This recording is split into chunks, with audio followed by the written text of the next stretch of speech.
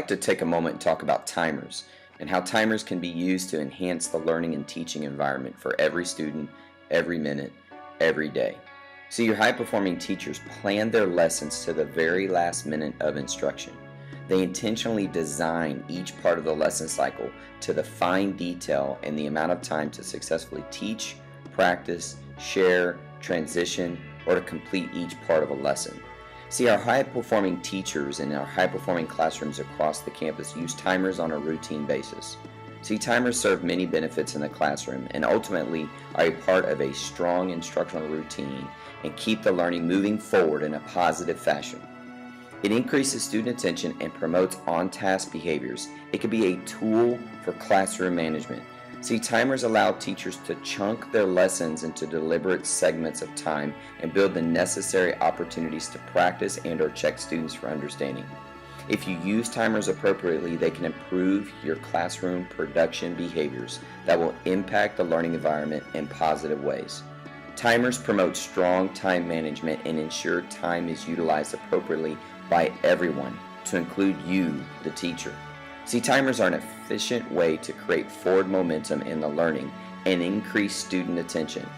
Those high-performing classrooms that use timers on a routine basis establish high expectations for learning and when creating accountability for the results at the conclusion.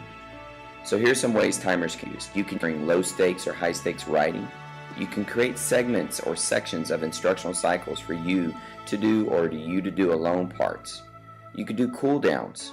You can use them for small group purposeful talk or when you're asking your students to pair share. You can use timers for when they're doing any kind of project-based learning. You can use it during time purposeful reading sections. Or you can even use it during transitions, or if you're a science teacher, doing them during science labs when you're wanting them to do specific parts of the lab. For timers to work, you must create the expectations that clearly establish what is expected during and after that experience. So some questions you may want to think about is how much time will you give and what are your behavioral expectations during that time? What do you expect by the conclusion of the time? What are your product standards or results?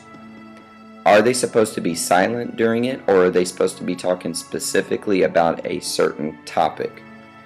If dialogue is permitted, do you define the times that partners can speak? An example would be pair share or small group purposeful talk.